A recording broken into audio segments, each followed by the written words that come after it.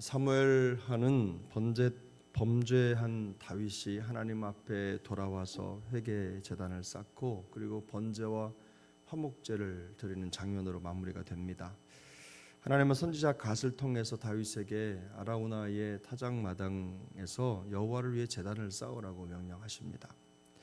아라우나는 다윗에게 그 타작마당과 모든 것을 다 내놓았지만 다윗은 그 땅을 자신이 값으로 사서 드려야 한다는 예배의 원칙을 가지고 그에게 사서 제단을 쌓고 번제와 화목제를 하나님께 드립니다.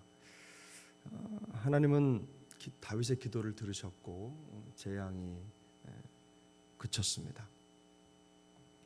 이 사무엘하의 결론이 가지고 있는 의미가 있는데요. 하나님 앞에서 회개하고 하나님께 돌아와서 회개하고 그 다음에 예배의 제단을 쌓아서 번제와 희생제를 드리고 하나님은 그 기도를 들으시고 그 땅에 내렸던 재앙이 그치고 하는 아름다운 관계죠. 여러 가지 예배 결과와 상황을 그대로 보여주고 있는데 이 마지막 이 장면을 읽으면 우리의 머릿속에 자연스럽게 떠오르는 사건이 뭐냐면 예수님의 십자가 사건입니다. 인간의 죄와 회개를 통해서 하나님이 이루신 아름다운 역사죠. 물론 우리를 선택하셔서 구원하시기로 작정하신 하나님의 뜻이 먼저이지만 하나님의 놀라운 그 구원 역사가 이루어지는 장면이 바로 이 열왕기 사무엘하 24장 마지막 장면에서 우리가 얻을 수 있는 원리입니다. 물론 이 장면이 우리에게 주는 교훈이 또 있죠. 예배에 대한 원리, 그것을 우리에게 보여줍니다. 다윗은 하나님께 드리는 그 예배 자체가 개인적인 헌신과 그 헌신의 대가가 뒤따른다는 것을 분명하게 보여주고 있습니다. 그래서 아라우나의 호의를 거절하고 자신이 값을 주고 그 번제물을 사서 하나님께 드리죠. 왕이었지만 기꺼이 희생 제물에 대한 자기 준비를 위해서 자기 비용을 본인 스스로 담당했다는 겁니다. 이처럼 하나님께 드리는 참된 예배는 사실상 고귀한 대가를 치러야만 하는 작동 원리, 그러니까 이 대가 지불의 작동 원리가 그 안에 담겨져 있습니다. 우리가 드리는 시간과 물질, 헌신 이런 것들이 있죠. 물리적으로는 그렇고 마음적으로는 보이지 않는 무형의 재물들도 있습니다. 우리의 영혼과 마음과 생각들 이런 것들을 하나님께 구별해 내놓음으로써 우리의 예배자에 대한 헌신의 정도가 결정되는 거죠. 그걸 다 드리는 겁니다. 단지 물질만 하나님 앞에 드리는 것이 아니라 하나님은 그런 재물을 받지 않으시죠. 우리의 마음과 생각과 우리의 의지와 모든 것을 다 얹어서 하나님 앞에 드리는 겁니다. 누가 대신 해줄 수 있는 것이 아니라 내가 드리는 예배는 내가 그 모든 것들을 준비해서 하나님께 드려야 한다는 것입니다.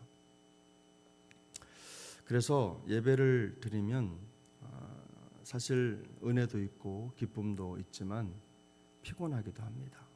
예배를 드리면 피곤하지 않다, 그저 몸에 힘이 난다, 이런 것들은 사실은 잠깐의 순간이지 육체적으로 한계가 있기 때문에 열심히 예배를 드리고 최선을 다하면 사실은 피곤합니다. 예전에 기도원에서 잠시 이렇게 봉사도 하고 섬길 때 기도원 예배는 하루 종일 진행이 되니까 은혜도 있고 그곳에 졸지 않아야 된다는 또 사명도 있고 섬김이니까 남들보다 먼저 앞서서 움직여야 되고 하는 그런 여러 가지 부담들이 있었는데 지금 생각해 보면 제 일생에 있어서 참 중요한 시간이었다는 생각을 합니다. 그런데 예배가 시작되고 기도원 예배가 30분 만에 끝나지 않잖아요. 대개는 한 3시간 정도 드리는데 말씀이 2시간일 때가 많았습니다. 그러면 얼마나 졸린지 그 졸음을 참느라고 남들은 은혜 받는 것 같은데 저는 그렇게 피곤하고 어려울 때가 있더라고요. 근데 열심히 예배를 드려서 영혼의 힘을 얻지만 그러나 육체는 피곤한 겁니다. 우리가 하나님께 마음을 드릴 때도 마찬가지죠. 우리 물질을 구별해서 하나님 앞에 드릴 때 기쁨도 있지만 그 물질을 드리려면 사실 내가 써야 할 것을 쓰지 않고 전략하고 또 잘라서 드려야 하는 그 희생의 차원이 있다는 것을 우리가 알 것입니다. 하지만 참된 예배는 이런 고귀한 대가 지불의 원리를 피해갈 수 없다는 것도 중요한 것입니다. 지름길이 없는 거죠. 그래서 참된 예배는 이렇게 개인적인 헌신과 자원하는 마음이 함께 하나님 앞에 드려지는 것이 필수라는 것을 우리가 기억해야 될 것입니다. 우리 모두가 다 이런 참된 예배자로 세워질 수 있기를 소망합니다. 또 다른 한 가지 교훈이 있습니다. 회개하는 자리에 분명한 하나님의 은혜가 나타난다는 것입니다. 다윗이 회개한 후에 하나님께 제단을 쌓았습니다. 그리고 예배를 드린 그 여부스 사람 아라우나의 타작마당이 가지고 있는 의미가 있죠. 우리가 성경을 읽다 보면 역대하 3장 1절에 이런 말씀이 있습니다. 솔로몬이 예루살렘 모리아 산에 여호와의 전 건축하기를 시작하니 그곳은 전에 여호와께서 그의 아버지 다윗에게 나타나신 곳이요 여부스 사람 오르난의 타작마당에 다윗이 정한 곳이라. 여기 오르난이 아라우나를 말합니다. 그런데 앞에 또 한 가지 표시가 있었죠. 모리아 산입니다. 모리아 산. 근데 이 두 곳이 가지고 있는 의미가 무엇입니까? 바로 다윗이 지금 이곳에서 죄를 지었다가 하나님께 돌아서서 회개하고 예배를 드린 그 장소, 그래서 하나님께 번제와 화목제를 드렸던 그 장소가 예루살렘 성전 자리가 되는 겁니다. 조금 더 앞으로 가서는 아브라함이 자기의 아들 이삭을 잡아 드렸던 그 모리아산 그 제단의 자리가 하나님께 드려진 이 성전 자리가 되는 거죠. 이 놀라운 역사가 이 땅 우연의 일치가 아니라 하나님이 그 땅을 통해 역사하시는 그 섭리를 보여주는 것입니다. 놀랍게도 다윗의 죄로 시작돼서 하나님의 은혜로 마무리되는 이 아라우나의 타작마당의 사건이 예수 그리스도의 십자가의 희생과 연결된다는 것입니다. 온 인류의 죄를 사해 주시고 그곳에서 우리를 건져내신 하나님의 구원 역사와 그대로 닮은 꼴이다라는 것을 우리가 볼 수 있는 것이죠. 예수 그리스도께서 십자가의 희생제물이 되어 죽으실 때 온 인류에 퍼졌던 죄의 전염병이 완전히 도말되고 우리가 구원을 얻은 것처럼 그 놀라운 역사가 이 자리를 통해서 우리에게 예견되고 있는 것입니다. 구원 역사가 보여주고 있는 것이죠. 다윗의 회개와 회복 그리고 하나님의 용서로 마무리되는 이 사무엘 하의 결론은 결국은 하나님께서 죄인된 우리를 용서하시는 구원의 아름다운 역사를 보여주는 그림을 보여주고 마무리된다는 것입니다.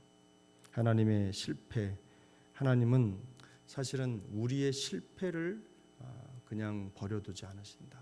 오히려 우리의 실패를 통해서 하나님의 놀라운 역사, 구원의 섭리를 용서의 길을 열어주신다라는 것을 알려주시는 거죠. 놀랍게도 이 아라우나라고 하는 사람은 이방인이었습니다. 그래서 이 장소, 하나님 유대인들이 가장 소중하게 생각했던 이 거룩하다고 여겨지는 이 장소가 결국은 누구의 소유였느냐? 바로 이방인의 소유였다. 그래서 이것을 값으로 사서 가져왔다는 그 사실 자체만으로도 하나님의 구원 역사가 어떻게 어떤 방법으로 이루어질지를 그대로 우리에게 보여주는 것이죠. 그래서 이 구원 역사의 흐름이 바로 유대인뿐만 아니라 이방인, 이 땅의 온 인류를 통한 하나님의 구원 역사로 나타날 것을 이 작은 사건 하나로 보여주고 있는 것입니다. 실패와 저약 속에서도 우리를 실어버리지 아니하시는 하나님의 놀라운 섭리가 긍휼이 이 마지막 장면에 고스란히 담겨 있는 것입니다. 그러므로 오늘 우리의 삶도 이런 은혜를 마음속에 생각하면서 이어져야 될 줄 믿습니다. 우리를 사랑하시고 실어버리지 아니하시고 우리가 실수하고 실패해도 우리에게 피할 길을 주시고 또 구원으로 우리의 구원 역사를 우리를 이끌어 가실 그 하나님의 놀라운 섭리를 오늘도 생각하면서 믿음 있는 삶으로 은혜의 여정을 이어갈 수 있기를 예수님의 이름으로 축복합니다.